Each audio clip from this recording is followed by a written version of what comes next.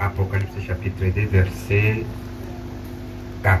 Nous avançons. Peut-être nous pouvons terminer aujourd'hui l'église d'Éphèse.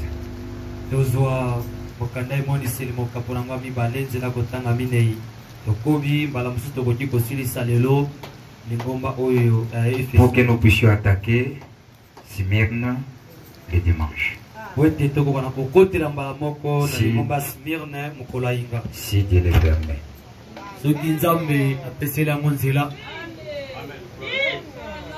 Verset 4. Mais ce que j'ai contre toi, c'est que tu as abandonné ton premier amour. Souviens-toi donc d'où tu es tombé. Répands-toi et pratique tes premières œuvres. Sinon, je viendrai à toi et j'ôterai ton chandelier de sa place, à moins que tu te répandes.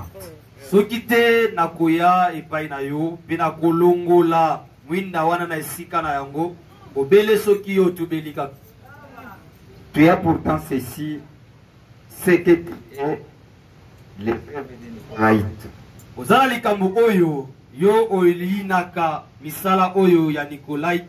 Les œuvres que j'ai aussi. Amen.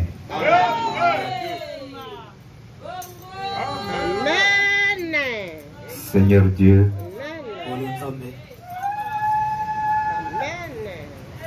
nous croyons que tu es notre Dieu. Et tu nous as appelés. Et tu as voulu que nous puissions être appelés tes enfants. Puisque tu t'es préparé un peuple qui croiront à ces messages du temps de la fin. Qui est venu révéler ce que tu es dans ces derniers jours. Merci pour tout ce que tu as fait, Seigneur. Pour que tout ceci soit rendu manifeste. Sois avec nous ce soir, Seigneur. Bénis notre présence. Bénis tes enfants. Réponds aux besoins de tout un chacun. Tu sais ce qui est dans nos cœurs. Réponse venant de toi. Nous attendons la réponse venant de toi. Nous savons que l'ennemi ne reste pas là où il ressemble à tes enfants. Mais tu nous as donné la voie de les surveiller et de les chasser. Au nom de Jésus-Christ, qu'il puisse quitter au milieu de nous, qu'il puisse nous laisser libres, et que le Saint-Esprit puisse prendre le contrôle, pour que chacun de nous reçoive ce que tu nous as réservé ce soir. Bénis l'entendement spirituel. Amène la foi, Seigneur. Fais quelque chose ce soir encore. Ajoute encore quelque chose. Et ce que tu as réservé pour nous. En écoutant cet enseignement. Tu as dit enseigné par les gens qui sont remplis du Saint-Esprit. Laisse à ce que cela soit manifeste. Et que ça puisse te livrer ton peuple. Puisqu'il n'y a plus de temps. Amène-nous dans l'esprit des derniers jours. Pour que nous puissions recevoir la foi de la lèvre. Merci. Parce que tu nous as écouté dans peu de mots que nous avons exprimés. Le Saint-Esprit qui connaît tout ce que nous devrons exprimer. Il continue à prier pour nous. Au nom du Seigneur Jésus-Christ.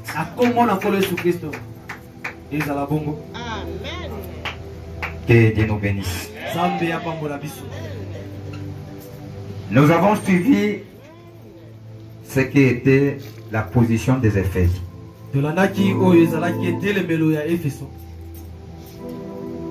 Cette église qui est Saint-Esprit. Cette première église des nations.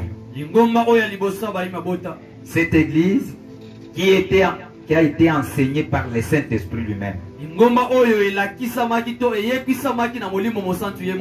Et avons reçu la puissance des lions.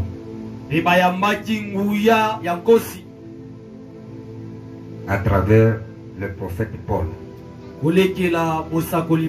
Puisque la puissance qui l'animait, c'était la puissance des lions, c'était la parole.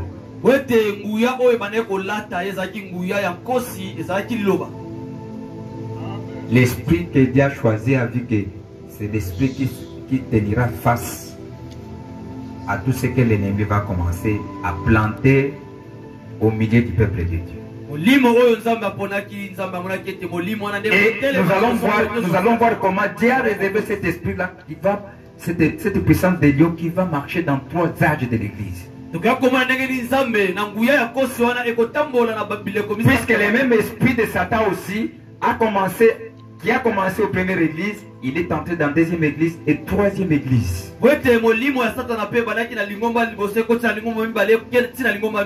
Ça a évolué ainsi. Et Dieu a gardé la puissance des lions d'entrer jusqu'au 3e âge de l'église qui était l'âge de Thyatire.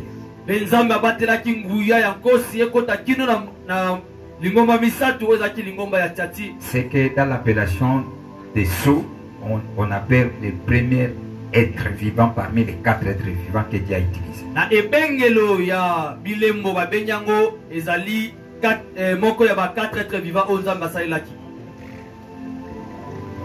Que Dieu nous bénisse. Regardons maintenant, nous allons toucher qu'est-ce qui est arrivé aux Éphésiens au moment qu'ils ont commencé à lâcher, à laisser petit à petit la voix de Dieu.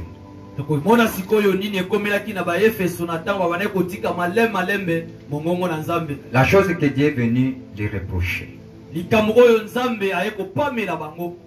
Voyons, allons directement.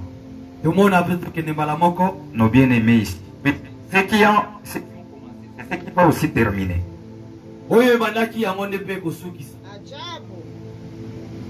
Prenons page 84. Regardons ce qui est arrivé aux Éphésiens.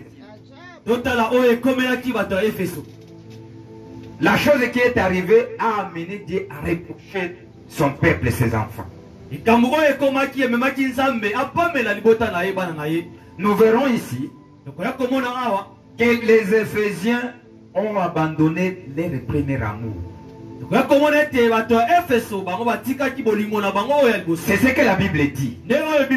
Ce sont des choses qui étaient écrites. Que Dieu reproche ces Éphésiens à abandonner leur premier amour.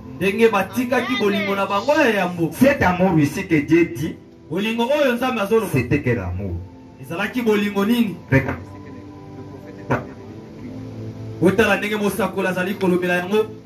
Il décrit cet amour que ces Éphésiens ont commencé à abandonner des réunions, des prières qui étaient en esprit.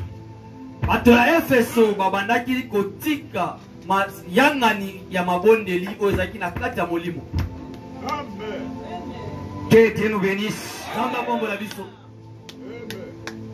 Ils ont commencé à perdre les désirs fervents d'être agréables à Dieu.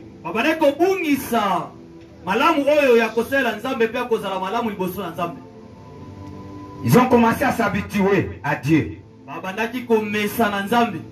Au moment que eux, personne ne se rapprochait à Dieu sans se regarder en eux. Sans se préparer. Mais il est arrivé un temps, ils se sont habitués, ils sont devenus formalistes, et ils venaient à la présence de Dieu de la manière sans même pas se regarder. Puisqu'ils étaient déjà habitués avec le Saint-Esprit. Et ils ont perdu les désirs qu'ils avaient. Les désirs fervents d'être agréables à Dieu. La passion de connaître sa parole. Ils ont perdu ça. Avant qu'il fasse quelque chose, il cherchait la volonté de Dieu. Un Ephésien, dans les habitudes, s'il veut faire quelque chose, il cherchait d'abord la volonté de Dieu, de la chose qu'il va faire. Qu'est-ce que de ce que j'aime faire? Quelqu'un qui avait affaire à faire, avant d'entamer l'affaire, il allait d'abord consulter Dieu. Qu'est-ce que Dieu dit de ce que j'aime faire? Il cherchait toujours la volonté de Dieu. Il cherchait toujours à se conformer des exigences de Dieu. Mais tout ça, ils ont perdu. Pourquoi? Ils n'avaient plus l'amour de Dieu. Ils ont commencé à voir l'homme. Pourquoi je vais construire ma maison, je veux aller voir un homme. Pourquoi aller lui parler? C'est ce que je vais faire. C'est ce qu'ils ont commencé. Puisqu'il y a eu les gens qui se sont introduits. Les intellectuels, ils se sont introduits au milieu du peuple de Dieu. Ils ont commencé à raisonner de la parole. Ils ont commencé à se poser des questions. C'est seulement nous qui vont vers lui. Mais lui, il ne nous a jamais parlé de ses affaires. Il ne nous a jamais fait, il n'a jamais dit quelque chose. Ils ont commencé à raisonner. Et cela les a poussés à abandonner petit à petit. À manquer cet amour de Dieu là. Que Dieu nous bénisse.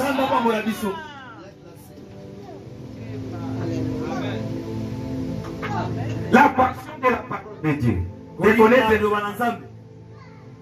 La soif profonde d'entrer dans l'esprit. Ils ont perdu ça.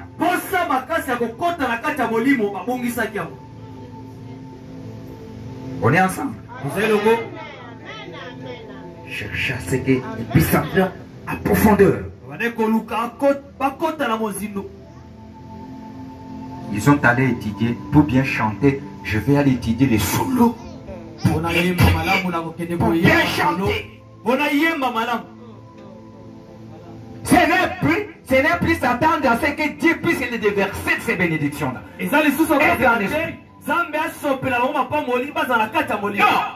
je vais aller étudier pour savoir comment placer des paroles, comment placer des voix. Et Dieu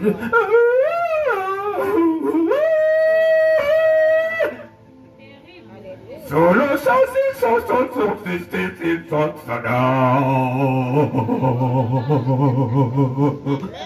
ils ont commencé à enseigner ça.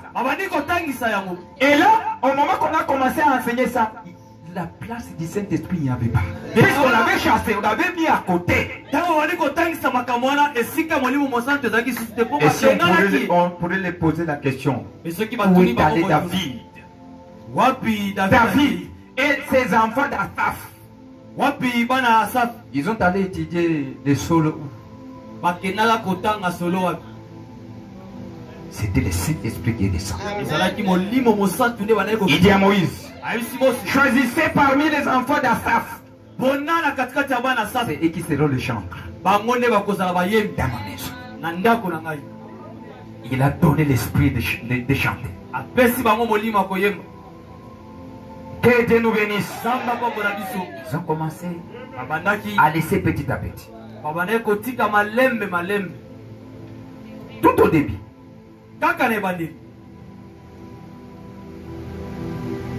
La soif est profonde d'entrer dans l'esprit. Et tout cela a commencé à se stopper.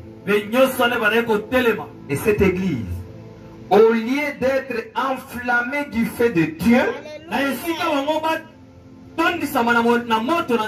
s'est refroidie, est devenue un peu formaliste. Quelqu'un qui a passé tout le temps à aller étudier le solo, est-ce qu'il va prier? Il va gêner? Il est fatigué? Il n'aura pas le temps. Fatigué par un professeur qui est venu ivre, qui a pris des chants, il les a enseigné des principes. Il transmet l'onction du diable.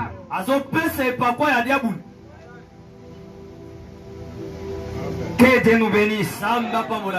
Vous allez dire, pourquoi le pasteur tentait d'attaquer les...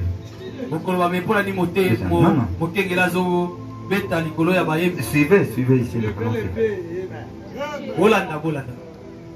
L'abandon à Dieu disparaissait. Les gens se souciaient moins de ce que Dieu pensait d'eux.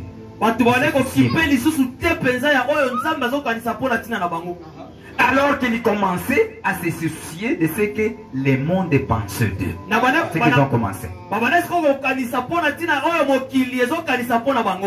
Ils ont commencé à ça. Et arrivé à la deuxième génération, les choses ont commencé à s'éteindre. Que Dieu nous bénisse. Les choses ont changé complètement. Le prophète dit, la deuxième génération qui a suivi était exactement comme Israël. Quand elle ne pense plus à se conformer au monde qu'à se conformer à Dieu.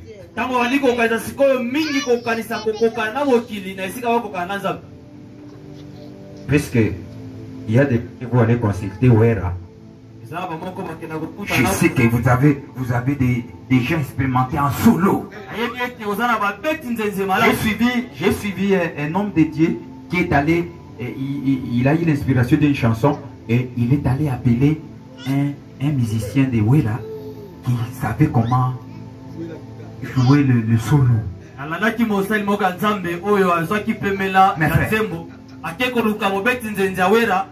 Vous pouvez voir ça comme normal. C'est ce qu'eux aussi ont commencé. Ils ont commencé à se conformer au monde. Les mondes que nous suivons ici, ce sont des hommes qui avaient de l'expérience à des choses qui étaient liées à ce qu'ils faisaient. Alors que nous avons des sources différentes. Que Dieu nous bénisse.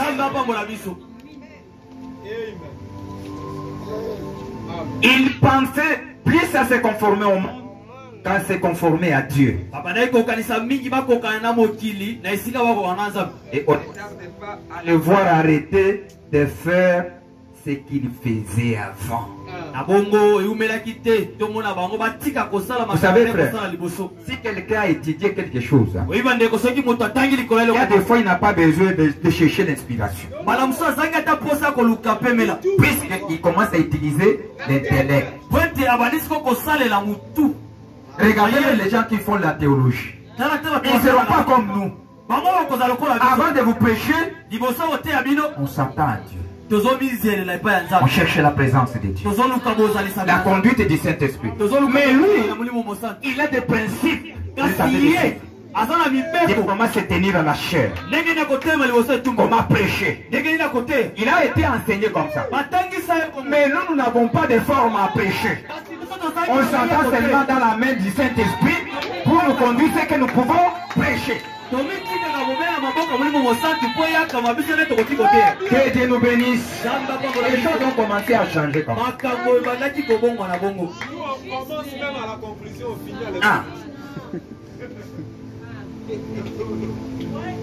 On ne tardait pas à les voir arrêter de faire ce qu'ils faisaient avant. Et se mettre à faire des choses qui ne faisaient pas au départ. Qu'est-ce qui est venu? Ils ont changé leur façon de s'habiller.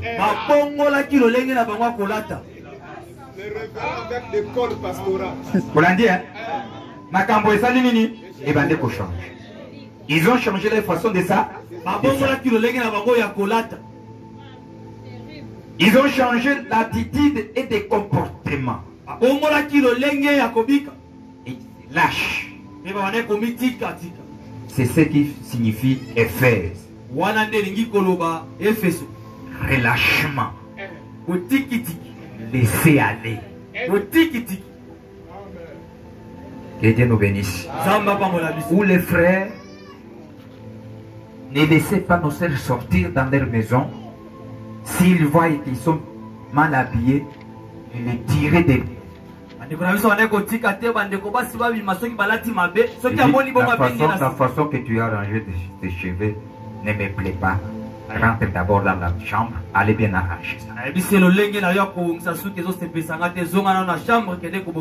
Comme on est tenté de voir aujourd'hui, si on va faire marier un couple, nous voyons que les gens oublient les principes. Ils vont dans des salons, ils nous arrangent des cheveux qui est tenté de nous tourmenter. Attention, je vous préviens. Je vous préviens. Si vous arrangez vos cheveux comme ça, ne vous étonnez pas, je refuse de venir votre mariage.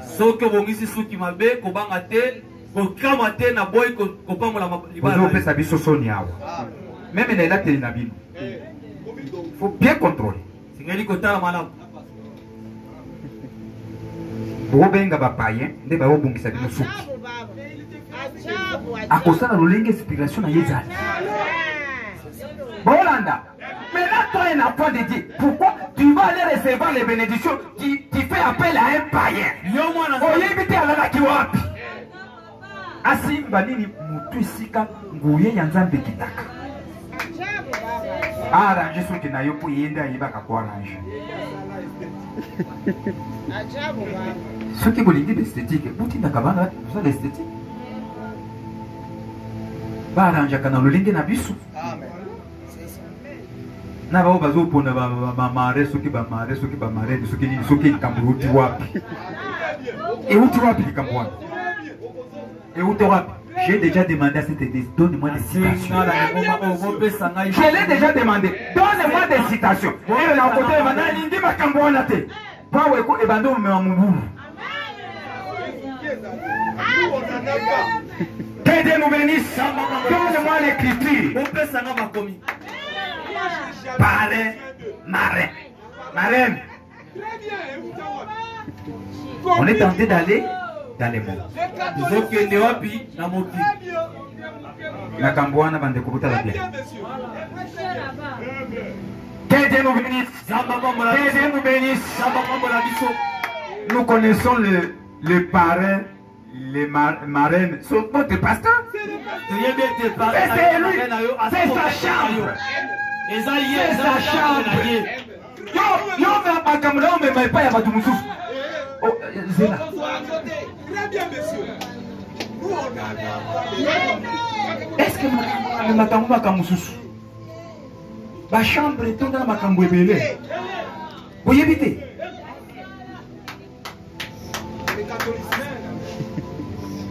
Que Dieu nous bénisse.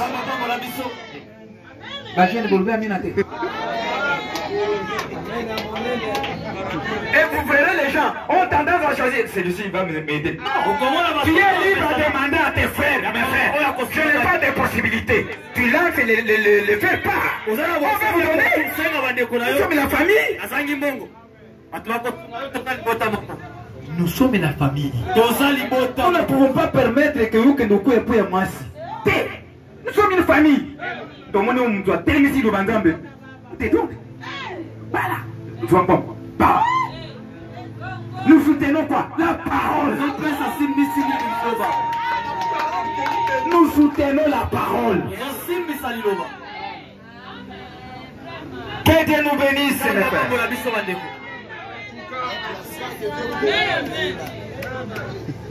Réveillez un peu cette affaire ici.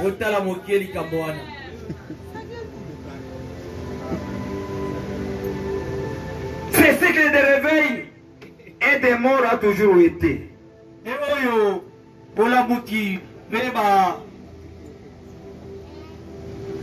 Bolamuki et yaka. Batu balamuki. Beaucoup m'entendent mon coup. Nini et yak aussi c'est un beau. Au tiki-tiki. Au moment que les gens veulent maintenant aller copier dans le monde. Si on devient des grenouilles. Regardez derrière là. Dans les rétroviseurs. Un vrai chauffeur regarde devant.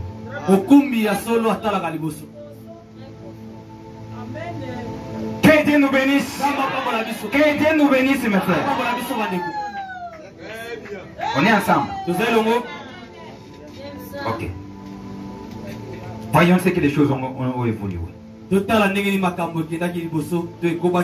Prenons la prédication du prophète qu'il a prêché sur l'église. Prenons autre chose là. Page 140, il dit quelque chose ici. Si Dieu a cela contre cette église ici, il en a aussi contre celle-là. Ce que j'ai contre toi, c'est que tu as abandonné ton premier amour. J'ai quelque chose contre toi.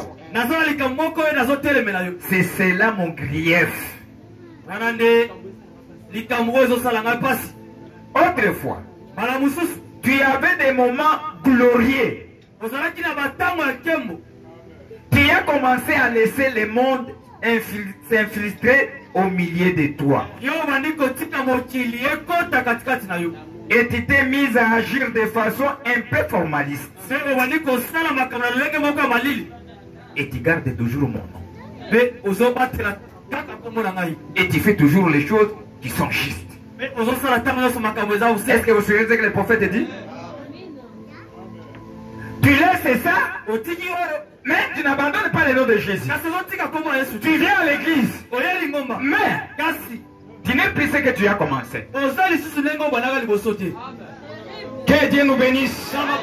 Puisqu'en toi il y a quoi? Il y a maintenant le laisser aller.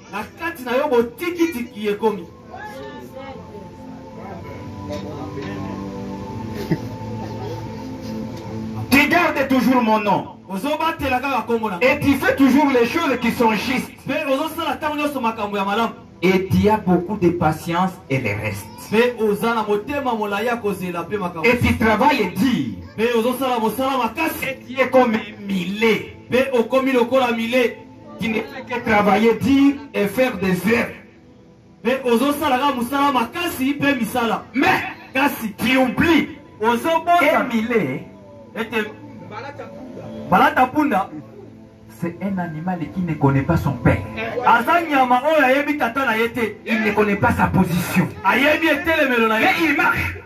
Il transporte le patron. Et s'il écoute la parole, mais il n'a rien saisi. Alléluia. Mais il fait alléluia, mais il n'a pas suivi. C'est que la raison qu'il a fait de dire alléluia.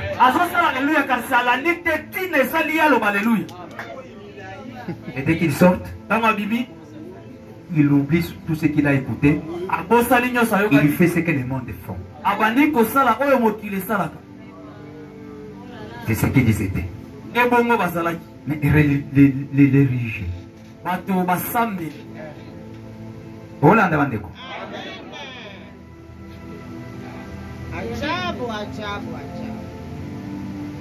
là là. Vous voyez, tu as abandonné la grâce. La foi et la puissance pour changer contre les dires l'envers. Tu as abandonné ça. Misala makasi. Les œuvres. Misala. Frère Branham. C'est moi qui les voulais dire. J'ai de toutes les veuves que je peux aider. Eh bien, c'est une bonne chose. Oui. J'ai voulu pour ça. J'ai voulu pour cela. Mais, merci. Où est ton premier amour? Tu aides les pauvres. Tu donnes les offrandes. Les aumônes. C'est bon. C'est un devoir d'un chrétien. C'est ça. Amen, amen. Merci Seigneur. Où ça, madame? Consécration, Zali. Que Dieu nous bénisse. Vous voyez comment les gens deviennent formalistes. Les esprits vont te dans côté de l'eau. Hein?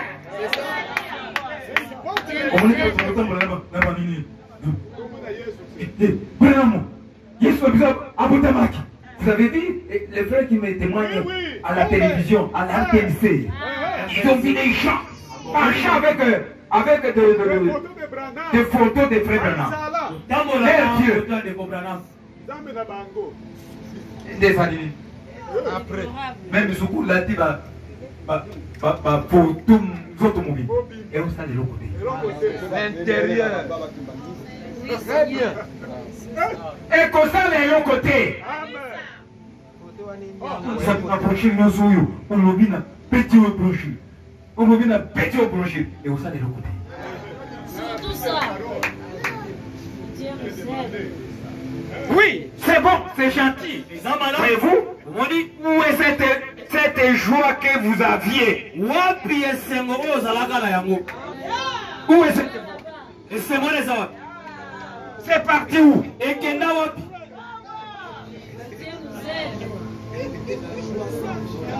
C'est parti où? C'est comme David qui a une fois crié: oh Seigneur, redonne-moi la joie de mon salut.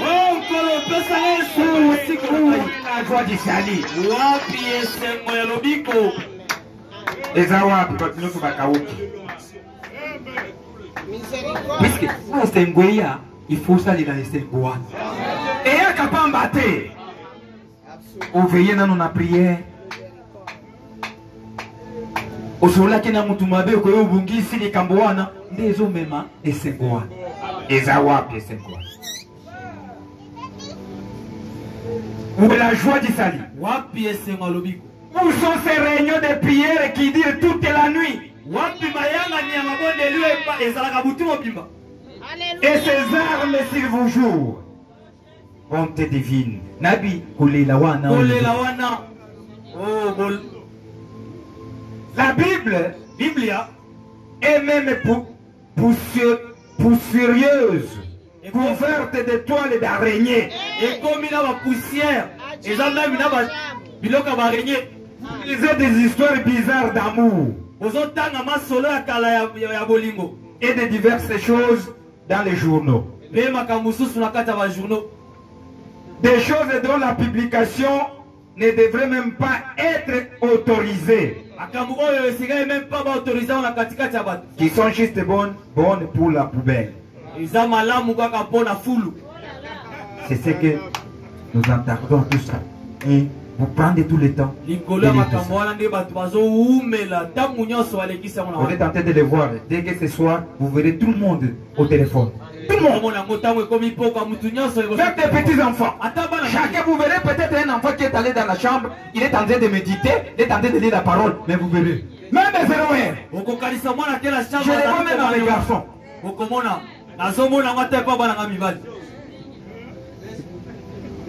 Que Dieu nous bénisse. Est-ce qu'ils lisent réellement la Bible? Est-ce qu'ils lisent les messages? Des échanges de messages. Et majorité des messages c'est pour les filles. Majorité. Amana kaba message na bangote. Ngati ne passer na bible. Na mona kangote. Anniversaire na qui va me poster. Pasteur na mona kangote. Usola kana banani. J'avais dit à sœur, si vous cherchez un ami, prenez-moi. Et tes parents. Uluka muninga papa moni na obo boye na uninga muninga ola ko shani na un petit ami mungayo. OK manga po yani. Commencez à changer avec moi. Comment la console? Qu'on parle, qu'on échange. Je suis en ligne tout le temps. Changeons. Vous verrez un temps. Bonjour papa.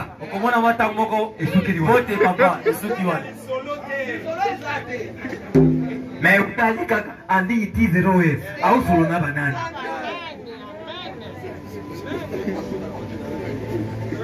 Maintenant, aux années 50, et où nous avons la promesse que nos enfants parleront à Allah. Nous aurons des visions. Parce qu'on connaît tout comme dans la chambre de dos.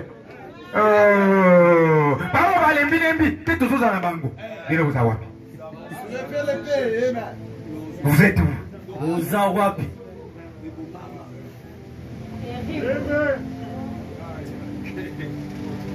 Et les parents?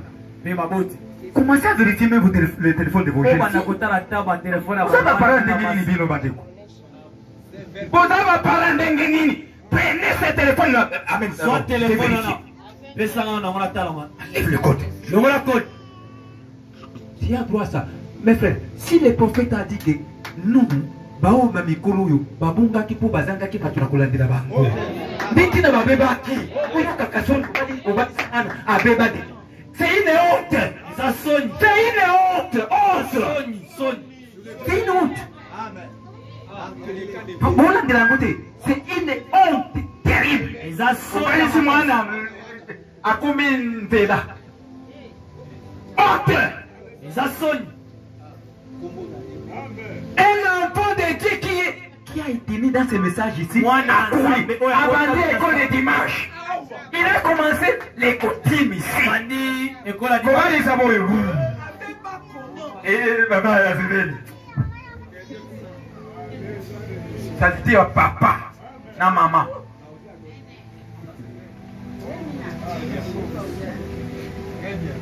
Bon, ça sur la tête.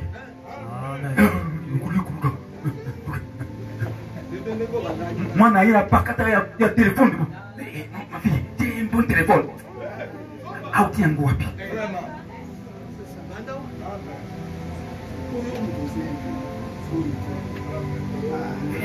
Nous aussi, nous avons quelque chose. Tu es dans ma maison, tu es mon garçon, tu es ma fille, tu n'as pas le droit. Je vais vérifier.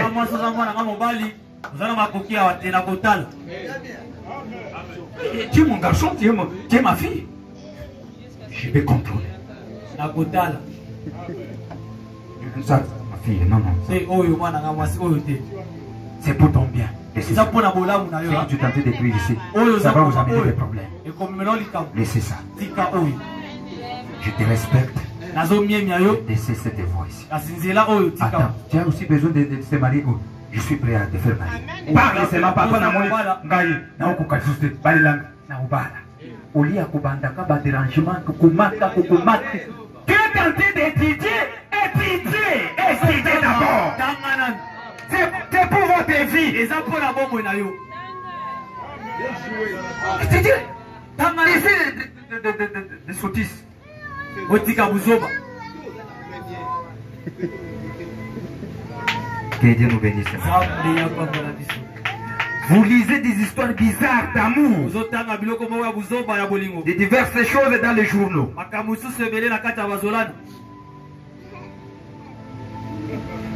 C'est dont nous avons besoin. C'est de revenir à notre premier amour. Revenir à la Pentecôte. Je ferais mieux de laisser cela de côté. Abandonnez le premier amour, c'est ce que vous avez fait. Que Dieu nous bénisse maintenant. C'est ce qui a détruit cette église et a fait entrer le monde dans l'église. Écoutez l'avertissement de Dieu. Verset 5. Tu peux nous lire le verset 5. Verset 5. Avertissement.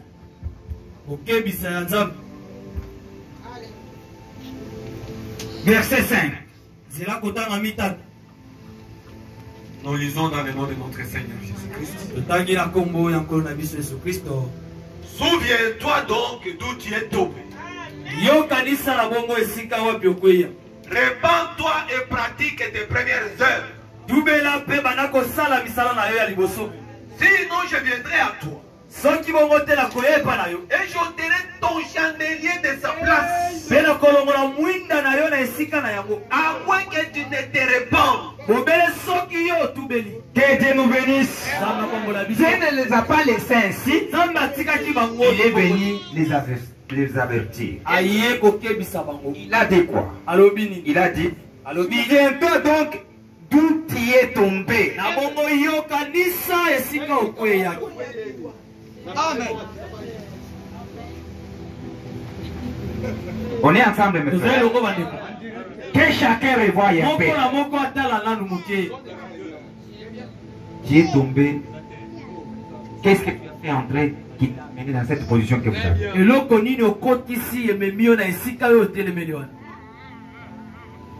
Le prophète dit, d'où tu étais venu?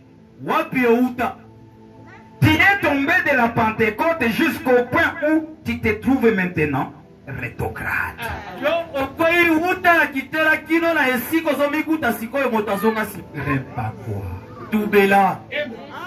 Fais tes premières œuvres.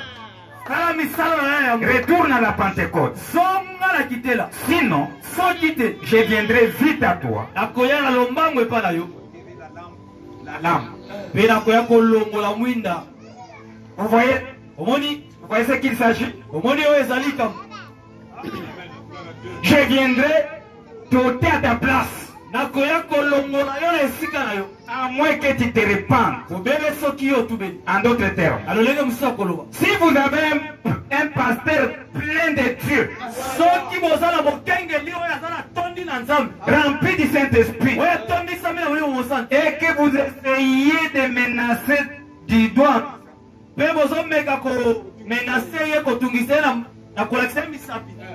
en disant, eh bien, dis quoi que ça soit si nos chorales qui portent des robes de cœur.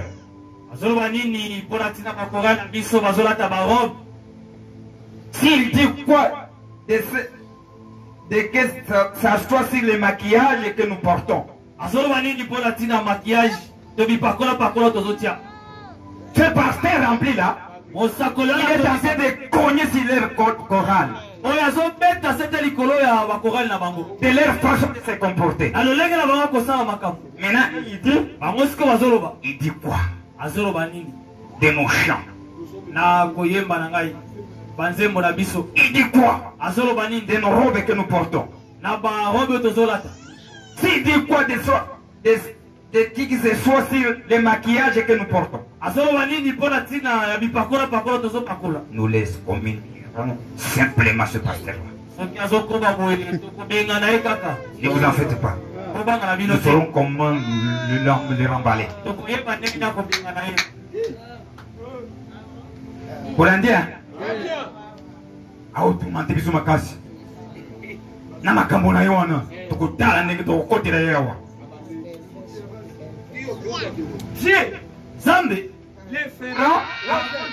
Vous ayez l'occasion de le faire. Dieu le fera. Vous êtes en train de préparer comment le chasser. Dieu va vous précéder à le ôter avant. Avant que vous le fassiez, Dieu l'enlève avant.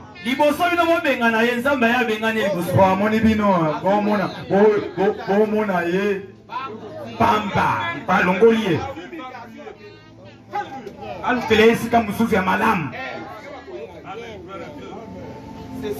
Est-ce que vous suivez bien cette prophétie?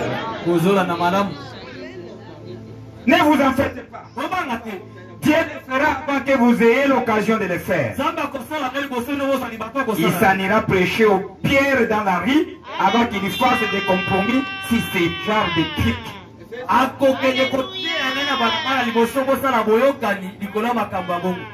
Si vous avez un pasteur qui vous dit vraiment la vérité, vous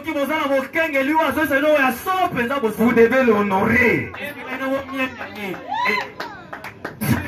Reste dans l'esprit. Et après Dieu, vous rendez bien compte que vous serez perdu si vous ne le faites pas. Si vous n'arrivez pas à honorer cet homme-là, beaucoup de kubunga pamba. Que Dieu nous bénisse. Vous pouvez changer la position. Que Dieu nous bénisse, mes frères. On est ensemble.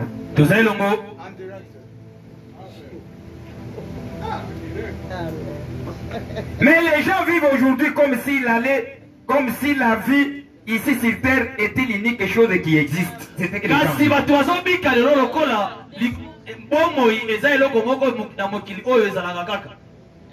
Vous ne vous rendez pas compte que vous avez une âme qui quittera ses yeux pour aller quelque part.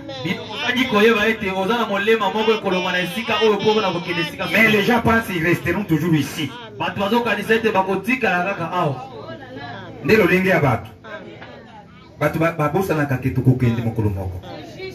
Et dès que vous allez partir,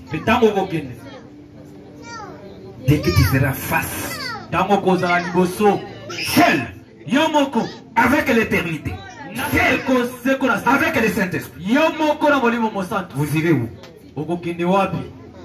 Qu'est-ce que tu vas dire? C'est ce que les gens oublient. Vous scellez votre destination ici même par la manière dont vous vivez et la façon dont vous vous comportez.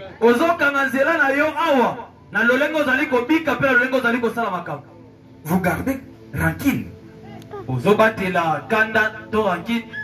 Vous êtes méchant. Et tout. Et ensuite, vous courez à l'église. Oh, miséricorde. Oh, alors que tu es rancunier.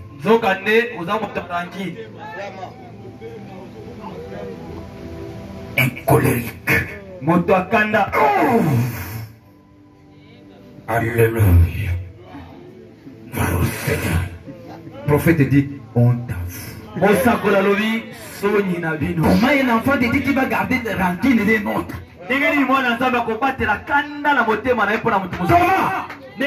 Et ils vont à l'église. Ils restent comme ça. Sans même pas aller arranger ça. Oh, t'as vu. Comment?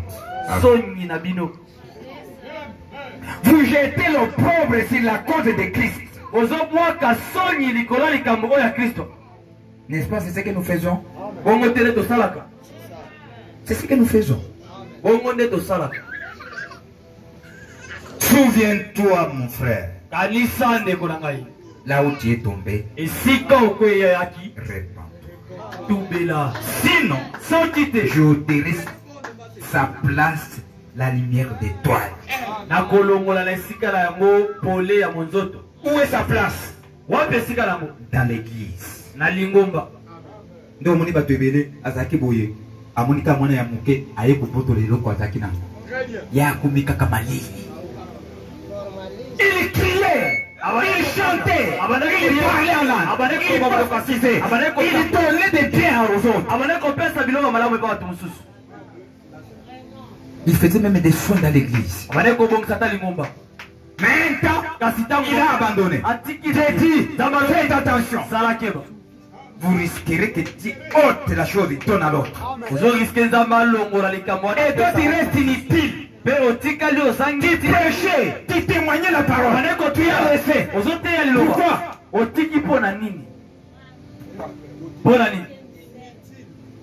Alors que les chiens sont partout. Partout. Partout. Et Dieu nous a donné un bon pays. Où on peut prêcher même dans la voiture. Sans que quelqu'un puisse vous bousculer. Tu peux aller même dans le marché pour prêcher. Il y a les gens qui vont vous écouter. Pourquoi? Puisque le pasteur est en Ingishele, Moko, on peut s'habiller tout y a.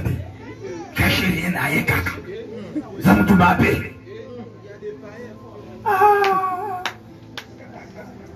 Kendulu kabapa hili banda. Kendulu kabapa hili banda. Oye la nga bango pona batela bango. Tokamba bango na yobanza. Que Dieu nous bénisse, mes frères. Répands-toi. Tout est là. Ça, c'est l'avertissement de Dieu.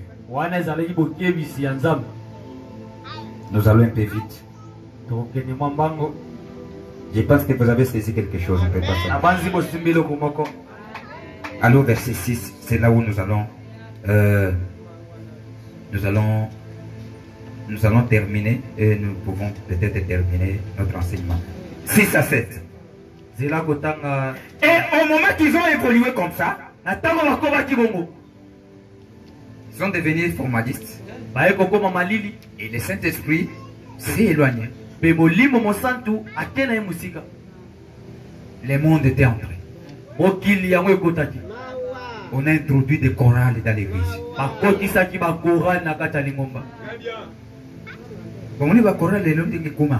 Attention. Le prophète dit et bandelianini ya kukuya ndio muni ba église kule ba chorale bantu bayen bakalisute ndio muni mutika ba chorale yimbe la biso batu nyosusu kuna bakomi mingongu nyosusu kangama bako kakaisuze ekomi équipe ya bayembi alors que nous tous nous devons louer le Seigneur, donc nous allons chanter ensemble. Et il y a des talents que Dieu a placés qui peuvent nous conduire dans des chansons. Que Dieu nous bénisse.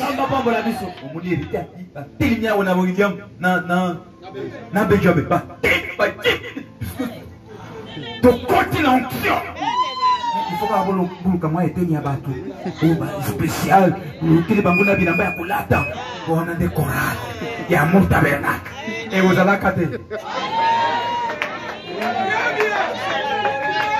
et na yebisi vous allez cater maintenant vous allez ba yembi ne bango bazali ba yembi ba usala des chants ayembi ba chorale former quelque chose donc ça la likamute.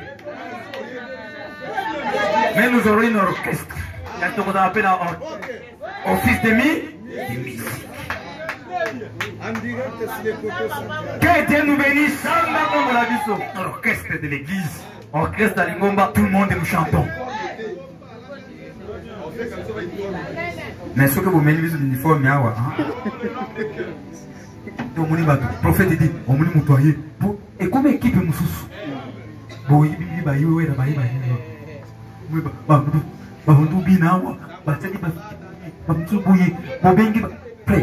On m'a dit quelque part, on avait invité des chants. Quelqu'un qui entre à tout dans le linge terrible.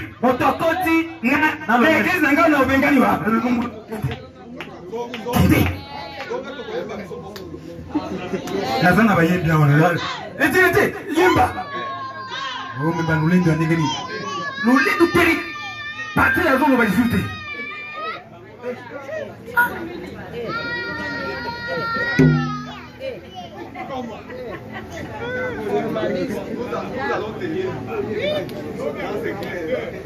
Prophète, on a fait entrer des chorales. Dans l'église. Et les gens ont commencé à coller. Au lieu de chanter, on dit non, on colle tout. Chorale.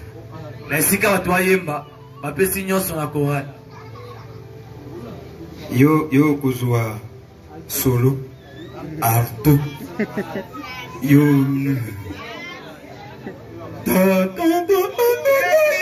prophète dit, je n'ai jamais aimé ça. Je n'ai jamais aimé ça. Les chansons que nous écoutons, c'est toute une prédication. On est béni. Que Dieu nous bénisse. Il changeait comme jaune.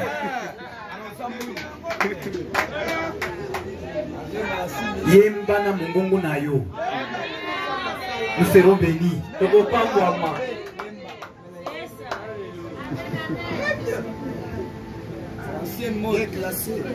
Que Dieu nous bénisse.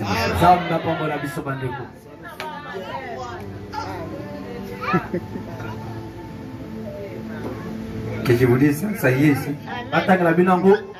J'ai beaucoup de citations sur le Coran. Beaucoup de citations. Donnez-nous, Élisée, frère, pour aller à lui vite. Mais c'est un bon talent. Chanter pour Christ. Ça. Il faut bien les garder seulement dans la parole. Si Dieu vous donne ces dons-là, vous êtes bénis.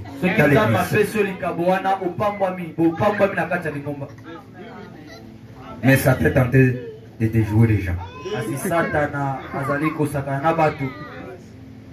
Nous lisons dans le nom de notre Seigneur Jésus-Christ. Tout ça a fait entrer quoi? Écoutez, tu as pourtant ceci. C'est que tu es les œuvres de Nicolaïde. Œuvres que j'ai aussi. Que celui qui a des oreilles entende ce que l'Esprit dit aux églises. À celui qui vaincra, je donnerai à manger de l'arbre de vie qui est dans le paradis de Dieu.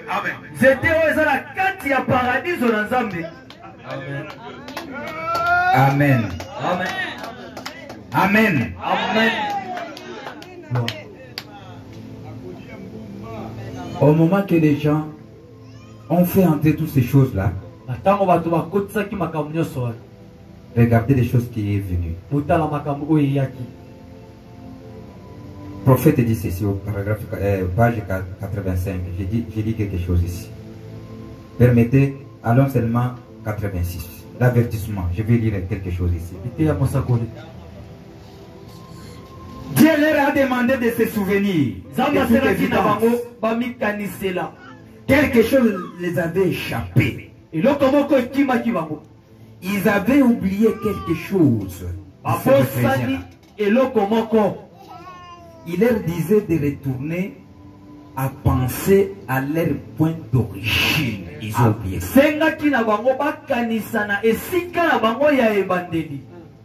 L'origine du premier âge. C'était quoi? C'était la Pentecôte. Ils avaient oublié ça. Vous savez, même nous devons toujours surveiller si nous sommes toujours en esprit. Et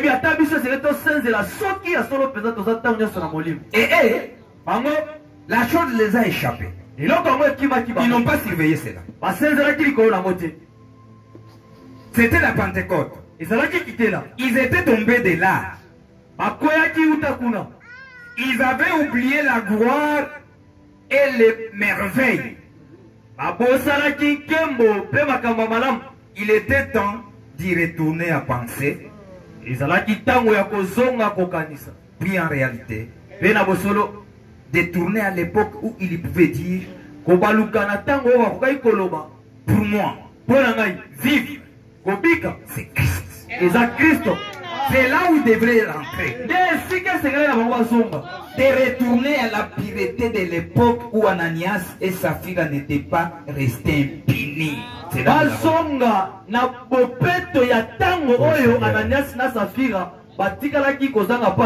où nous allons amener l'église. Notre position de pureté. Et quelque chose. Que ces choses-là ne restent pas impunes. Puisque le péché ne restera pas impie.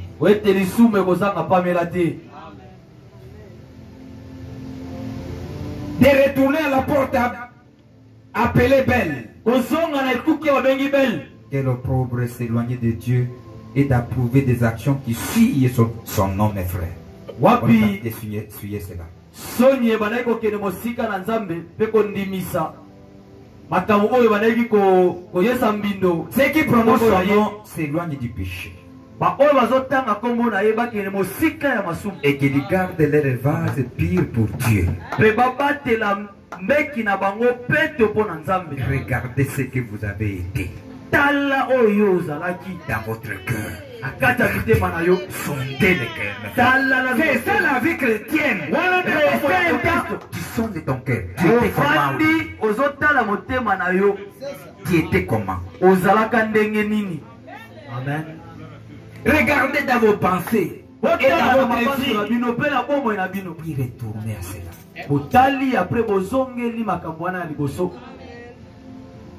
Alors continuez alors à parler de christianisme.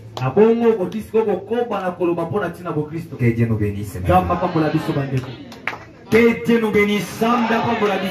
Que nous ne soyons pas seulement des écouteurs oubliés, non.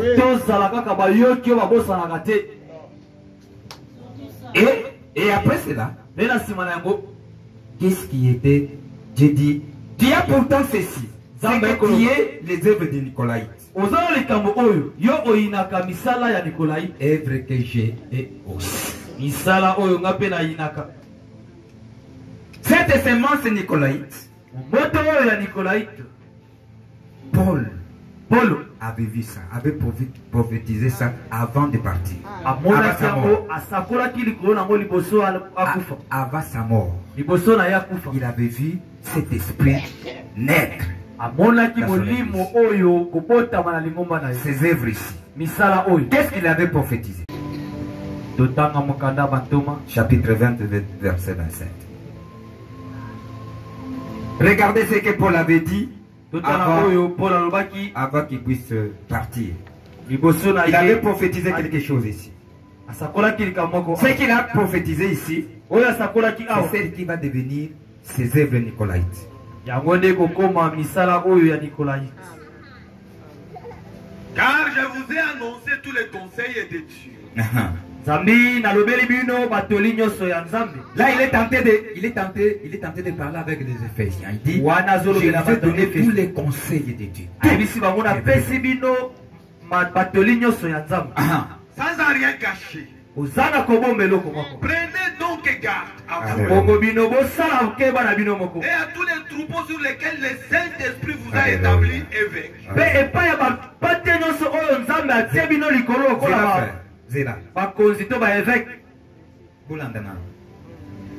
Les choses qu'on est tenté d'écouter, Paul,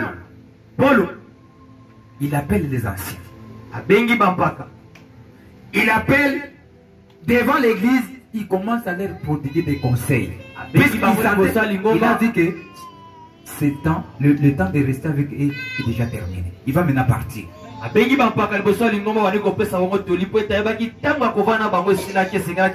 Il dit ceci, mes frères. Je ne vous ai rien caché. Je vous ai dit tout. Tout ce que Dieu m'a révélé, je vous ai dit. Maintenant il dit, c'est quoi le but? Prenez donc garde à vous-même. D'abord il dit, vous devez être vigilant de vous-même. D'abord, vous suivez l'église. Que vous devez être vigilant de vous-même. Prenez garde de vous-même. Et à tous les troupeaux sur lesquels le Saint-Esprit vous a établi évêque. Timothée, écoutez. Dieu a voulu vous élever. Et d'autres anciens qui est à côté de vous. Dieu vous a élevé. Je vous donne les troupeaux. Ces enfants. D'abord, vous devez être veillant. Et gardez bien ces troupeaux. Pour perdre les l'église du Seigneur qui s'est acquise par son propre sang. Amen. Ne fais pas de compromis. Vous écouterez beaucoup. Il y aura les gens qui viendront vous décourager. Au monde bino buzaka pembeni ya bakawana. Kulo bina kri. Na position ya zuida, position ya mboka. Tout ça na ville. Tout ça na ville. Utaka kama kama moko. Nditi no bo mo église zo kende bibusuti. Mon église de banda kilo bilube ba komi 1000, ba komi 200, ba komi 2000. Maintenant, ils sont en train de mesurer l'église au nombre de membres. On ne peut pas mesurer l'église au nombre de gens. On mesure l'église selon comment ils vivent la parole. Que Dieu nous bénisse. Puisque nous avons suivi ici.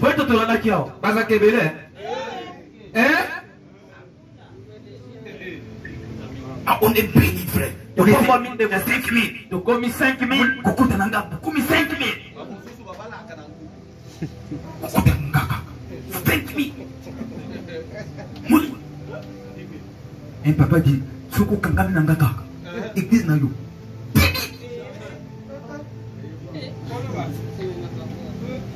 C'est ça le Saint-Esprit. Voilà, mon lémo Moussane. Les ambassades sont comme Yusuka. Naboui Batouté. Le Saint-Esprit connaît ce que je lui demande. Il a ajouté jour au jour ce qui était.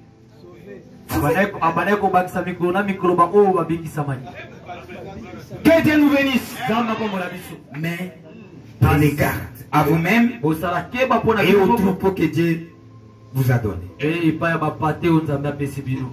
Je sais qu'il s'introduira parmi vous. Après mon départ. La puissance de Dieu a vu la chose qui va venir. Alléluia. Que Dieu nous bénisse. Il a vu la chose qui va venir. Les gens vont s'introduire. Alléluia. Je sais qu'il s'introduira parmi vous après mon départ. Des loups cruels qui n'épargneront pas les troupeaux.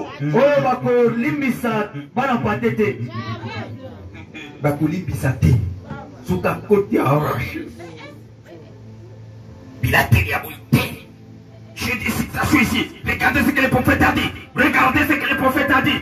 Le prophète a autorisé de marier plusieurs femmes. Regardez. Des loups cruels. Elle doit lâcher. Que Dieu nous bénisse. Onction terrible. Onction. C'est ça. Ce qu'on communique avec Yoka, Bioka, Yoka. Pour que nous tournions makambo. Le prophète dit ceci.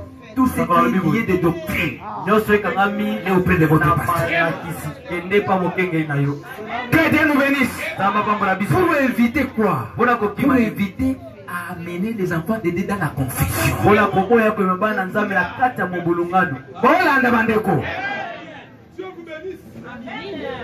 à votre pasteur. Vous avez droit de poser tout ce que vous avez comme difficulté.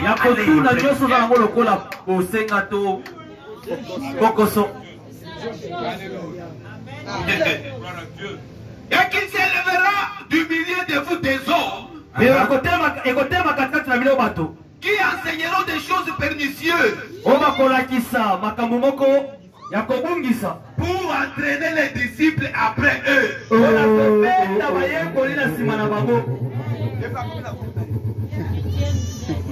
Que Dieu nous bénisse.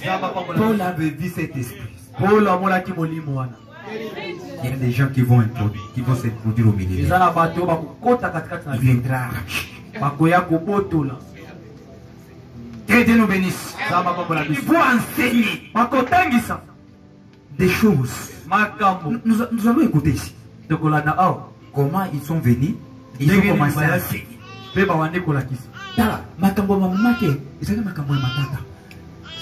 des problèmes liés à la vie. Liés. Des choses que les gens avaient des problèmes. Makam oyo bato bazaki na bakoko so likolo na yango. Oui, baka ba problème ezaka na église. Oui, baka problème de mariage. Matata. Kubika na bandako. Que Dieu nous bénisse. Tous les bateaux. Nous devons se marier. Nous devons marier nos filles, nos garçons. Et après le mariage, il y a maintenant la vie.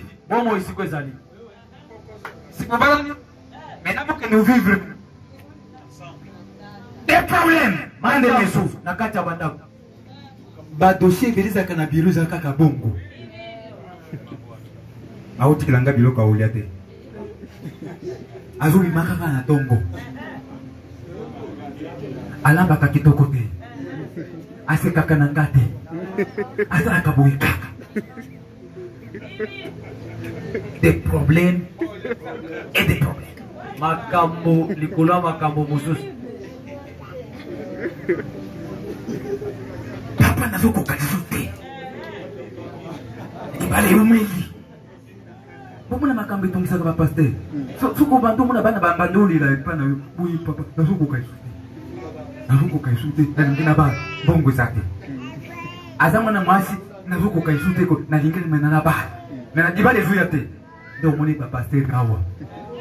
Na mabundi nzambe funga mwana simba boba ni boko kuna ye kusimbe mwana na ninga ko ya te bande ko taro ninga ko nzambe na ka yukira ka bo mwana na nga yo yukira ka bo yukira ka bo na ninga ko ya te bande ko tala kuni ya wa ese kazo kende obonde nzambe bande na ikimya basi. On est Moussou accueilli à Tikal.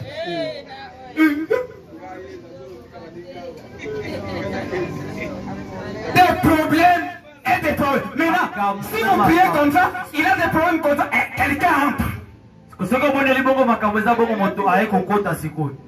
vous dit, est-ce que nous avons une église ou non? Même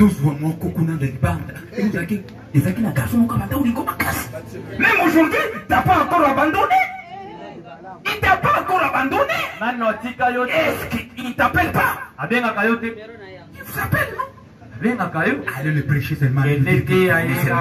Puisque notre pasteur est un peu dur là. Dans l'église. Il se met au coin là. Commencez à se... Chaque fois, tu dis comme ça. Si elle achète par ça, tu dois les premiers à aller pour que les gens puissent te voir. Et après un temps, allez se faire même ami au pasteur. Namoni, Oluwa Kibele.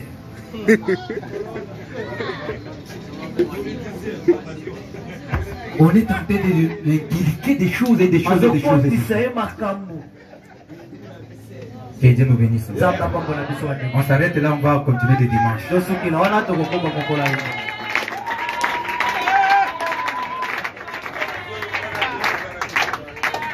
Dieu vous comble. Amen. Ça c'est bien.